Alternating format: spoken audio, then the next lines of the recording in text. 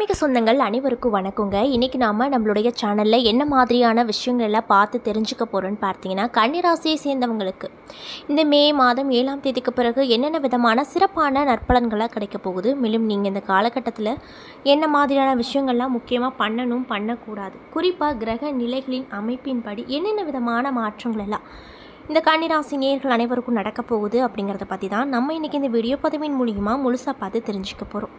இந்த பதிவில் சொல்லக்கூடிய எல்லா தகவலுமே இந்த கன்னிராசியை சேர்ந்தவங்களுக்கு ரொம்பவே பயன் தரக்கூடிய விஷயங்களாக கண்டிப்பாக இருக்க போகுதுங்க. ஸோ வீடியோவை ஸ்கிப் பண்ணாமல் தொடர்ச்சியாக பாருங்கள். அது மட்டும் இல்லாமல் உங்களுக்கு குரு பகவானை ரொம்ப பிடிக்கும் அப்படின்னா இந்த வீடியோக்கு ஒரு லைக் பண்ணிவிட்டு, உங்களுடைய ஆள் மனதில் நிறைவேறாத விஷயங்கள் அப்படின்னு சொல்லிட்டு நிறையவே இருக்கும், அதில் ஒரு விஷயத்த மனதார வேண்டிக்கிட்டு இது நடக்கணும் அப்படின்னு சொல்லி மனதார நினச்சிக்கிட்டு நம்மளுடைய கமெண்ட் பாக்ஸில் குரு பகவானுக்கு போற்றி அப்படின்னு சொல்லிட்டு மறக்காமல் பதிவிடுங்க. நீங்கள் இந்த சமயம் அந்த கடவுளை நினைத்து இப்படி ஒரு விஷயம் செய்யும்போது கண்டிப்பாக நீங்கள் என்ன விஷயம்லாம் நடக்கணும்னு சொல்லி மனதார நினைத்தீங்களோ அந்த விஷயங்கள் அனைத்தையுமே அவர் நிச்சயமாக நடத்தி கொடுப்பாரு. ஸோ நம்பிக்கையோடு இந்த ஒரு விஷயத்தை பண்ணி பாருங்கள்.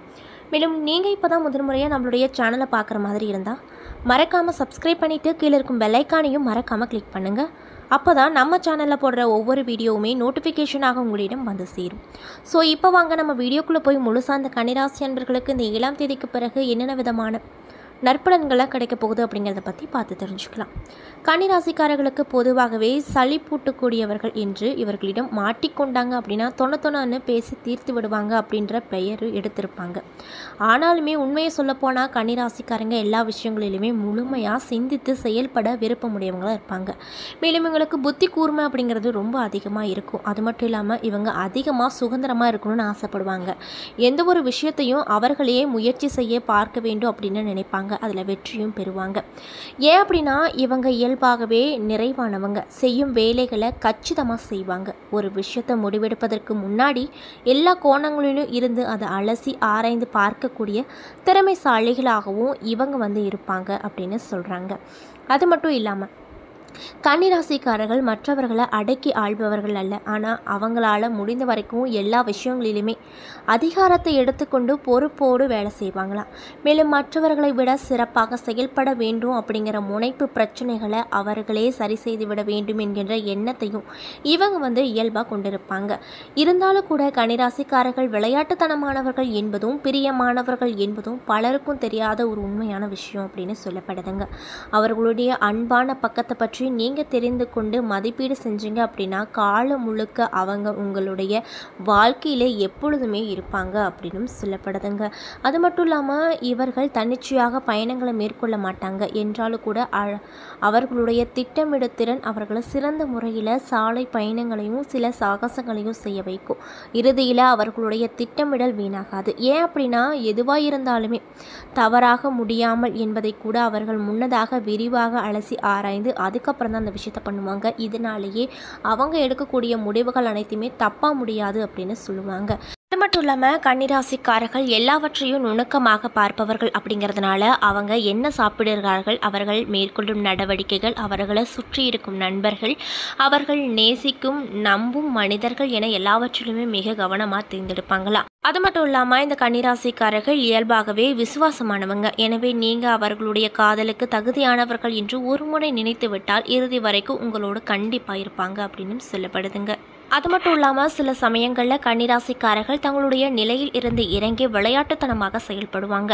அவர்கள் எப்பொழுது விளையாட்டுத்தனமாக இருக்கிறார்கள் அல்லது என்றாலுமே சில சமயங்களில் தங்களுடைய விமர்சன பகுப்பாய்வு மனநிலையில் இருந்து சற்று விலகி வேடிக்கையாக செயல்பட விருப்பமுடையவங்களாக இருப்பாங்க. அவர்களுக்கு நம்பிக்கைக்குரிய மனிதர்கள் மத்தியில் மட்டுமே அப்படி நடந்து கொள்வாங்க. வெளிநபர்கள் அரிதாக பார்க்கும் கன்னிராசிக்காரர்களின் அழகான அன்பான பண்புகளை அவரை காதலிக்கும் போது நீங்கள் கண்டு கொள்ள முடியும் அப்படின்னு சொல்லப்படுதுங்க. இப்படி இருக்கும் கன்னிராசி அன்பர்களுக்கு இந்த மே மாதம் 7ஆம் தேதிக்கு பிறகு என்னென்ன விதமான சிறப்பான நிகழ்வுகள்லாம் இவங்க பெற போகிறாங்க, மேலும் இவங்க இந்த காலகட்டத்தில் என்ன மாதிரியான விஷயத்தெல்லாம் பார்க்க போகிறாங்க, கெட்ட விஷயம் ஏதாவது நடக்கிற மாதிரி இருந்தால் அதை முன்கூட்டியே அறிஞ்சு அதை தடுக்கிறதுக்கு என்ன மாதிரியான விஷயங்கள் எல்லாம் நீங்கள் பண்ணணும் அப்படிங்கிறத பற்றி தான் நம்ம இன்றைக்கி இந்த வீடியோ பதிவில் பார்க்க போகிறோங்க.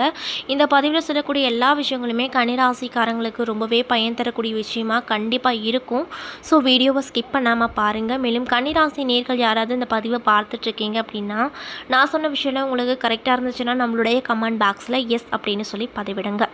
கன்னிராசியில் மொத்தம் 3 நட்சத்திரம் இருக்குது. மேலும் கிரக நிலையை ஆராய்ந்து பார்க்கும்போது ரணருண ரோகஸ்தானத்தில் சனி ராகு, களத்திர ஸ்தானத்தில் சுக்கிரன், அஷ்டமஸ்தானத்தில் சூரியன் புதன், பாக்கியஸ்தானத்தில் குரு சந்திரன், லாபஸ்தானத்தில் செவ்வாய், அயனசைன போகஸ்தானத்தில் கேது என கிரகங்கள் வலம் வருது. மேலும் இந்த காலகட்டமானது உங்களுக்கு எப்படி இருக்க போகுதுன்னு பார்த்தீங்கன்னா சிக்கனமான நடவடிக்கையினால் முன்னேற்றம் அடைவீங்க. புத்தி சாதுர்த்தியமும் அறிவுத்திறனும் அதிகரிக்கும். எதை செய்வது எதை விடுவது என்ற மன தடுமாற்றம் ஏற்பட்டு அதற்கு பின்னர் சரியாகும். எதிர்பார்த்த பண வரவு தாமதப்படும். திடீர் சோர்வு உண்டாகக்கூடும். அடுத்தவரிடம் உங்களது செயல் திட்டங்களை பற்றி கூறுவதை தவிர்த்துக்கிட்டீங்க அப்படின்னா உங்களுக்கு நிறைய விதமான நன்மைகள் கிடைக்கும் அப்படின்னு சொல்கிறாங்க. மேலும் தொழில் மற்றும் வியாபாரத்தை பொறுத்த வரைக்கும் இந்த 7ஆம் தேதிக்கு பிறகு உங்களுக்கு எப்படி அமைஞ்சிருக்குன்னு பார்த்தீங்கன்னா அவசரமான முடிவுகள் எடுப்பதை முற்றிலும் நீங்கள் தவிர்த்துக்கணும். எந்த ஒரு முடிவாக இருந்தாலுமே டைம் ஆனாலும் பரவாயில்ல யோசித்து அப்புறம் முடிவெடுங்க. டக்குன்னு எந்த முடிவாக இருந்தாலும் அதை எடுத்தீங்க அப்படின்னா கண்டிப்பாக உங்களுக்கு மன சஞ்சலத்தை ஏற்படுத்தக்கூடிய வகையில் அந்த முடிவுகளானது அமைஞ்சிருங்க. ஸோ பார்த்து இருங்க. மேலும் பேச்சாற்றல் மூலமாக தொழிலில் லாபம் கிடைக்கும். உத்தியோகத்தில் இருக்கக்கூடியவங்களுக்கு மேலதிகாரிகள் கூறுவதை கேட்டு தடுமாற்றம் அடையலாம். குடும்பத்தில் நடைபெறும் சில விஷயங்கள் உங்கள் கோபத்தை தூண்டலாம். வீட்டிற்கு தேவையான பொருட்களை வாங்குவதில் ஆர்வம் காட்டுவீங்க. உறவினர்கள் மத்தியில் இருந்து வந்த பழைய பகைகள் மாறப்போகுது. பெண்களுக்கு அவசர முடிவுகளை தவிர்ப்பது நல்லது கொடுக்கும். மாணவர்களுக்கு எதிர்கால கல்வி பற்றிய முக்கிய முடிவுகளை எடுக்க நினைப்பீங்க. மேலும் அடுத்தவர் யோசனைகளை கேட்டு தடுமாற்றம் அடையலாம். அதனால் எந்த ஒரு விஷயமா இருந்தாலும் பார்த்து கவனமாக செய்யுங்க. மேலும் உத்திரம் 2, 3, 4 பாத நட்சத்திர அன்பர்களுக்கு இந்த காலகட்டமானது எப்படி அமைஞ்சிருக்கு அப்படின்னு பார்த்தீங்கன்னா சுப நிகழ்ச்சி ஒன்றில் கலந்து கொண்டு ரொம்பவே சந்தோஷகரமாக இந்த காலகட்டத்தில் நீங்கள் இருப்பீங்க. அதில் எந்த ஒரு மாற்று கருத்துக்களும் இல்லை அப்படின்னு சொல்கிறாங்க. மேலும் குடும்ப நிர்வாகத்தை கவனிக்கும் பெண்களுக்கு இந்த காலகட்டத்தில் பேச்சில் நிதானத்தோடு நடந்து கொள்வது நல்லது. புது வாகனம் வாங்கும் எண்ணம் இருந்தால் அதை இப்போதைக்கு தள்ளி வைப்பது அதை விட ரொம்ப நல்லது அப்படின்னு சொல்லப்படுதுங்க.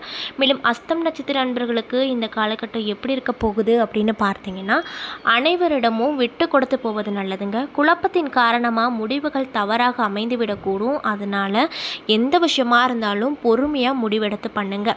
அது மட்டும் இல்லாமல் நீங்கள் ஏதாவது முடிவெடுக்கிறீங்க அப்படின்னா உங்களின் நம்பிக்கைக்கு பாத்திரமான ஒருவரை துணைக்கு வைத்து கொள்வது ரொம்ப நல்லது. அவங்கக்கிட்ட கேட்டு இது சரியா தப்பா அப்படின்னு பார்த்துட்டு எந்த ஒரு முடிவாக இருந்தாலும் எடுங்க. மேலும் சித்திரை 1 மற்றும் 2ஆம் பாத நட்சத்திர அன்பர்களுக்கு இந்த காலகட்டம் எப்படி இருக்க போகுதுன்னு பார்த்தீங்கன்னா இன்னும் சிலருக்கு உடல்நிலை குறைவு ஏற்பட வாய்ப்பு இருக்குது. தக்க நேரத்தில் உணவு உண்ண முடியாமல் அதனால் வயிற்று உபாதைகள் ஏற்பட வாய்ப்பு அதிகமாக அமைஞ்சிருக்கு. ஸோ இந்த சித்திரை நட்சத்திர அன்பர்கள் இந்த காலகட்டத்தில் ஆரோக்கிய ரீதியான விஷயங்களை பார்த்து கவனமாக இருக்கணும் அப்படின்னு சொல்கிறாங்க.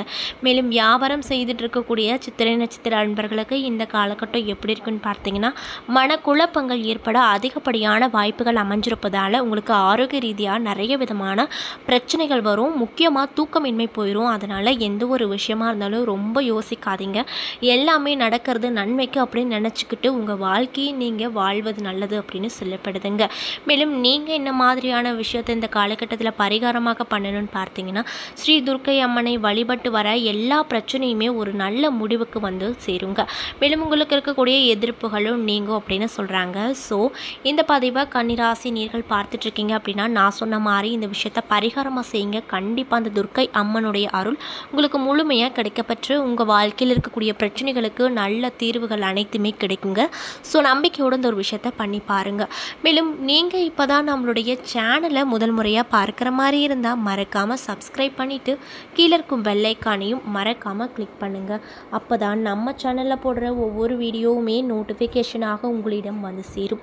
மேலும் உங்களுக்கு குரு பகவானை ரொம்ப ரொம்ப பிடிக்கும்னா அந்த வீடியோக்கு ஒரு லைக் பண்ணிவிட்டு உங்களுடைய ஆள் மனதில் ஒரு விஷயத்தை மனசார நினச்சிக்கிட்டு கடவுளே எனக்கு இந்த விஷயம் நடக்கணும்ப்பா அப்படின்னு அந்த கடவுளை மனசார நினச்சிக்கிட்டு நம்மளுடைய கமெண்ட் பாக்ஸில் குரு பகவானுக்கு போற்றி அப்படின்னு சொல்லிட்டு மறக்காமல் பதிவிடுங்க. இந்த சமயத்தில் நீங்கள் அந்த கடவுளை நினைத்து இப்படி ஒரு விஷயம் பண்ணும்போது கண்டிப்பாக நீங்கள் என்ன விஷயம்லாம் நடக்கணும்னு நினைக்கிறீங்களோ எல்லா விஷயமே அவர் நடத்தி நம்பிக்கை கொடுப்பாரு. ஸோ நம்பிக்கையோடு அந்த ஒரு விஷயத்தை பண்ணி பாருங்கள். நன்றி.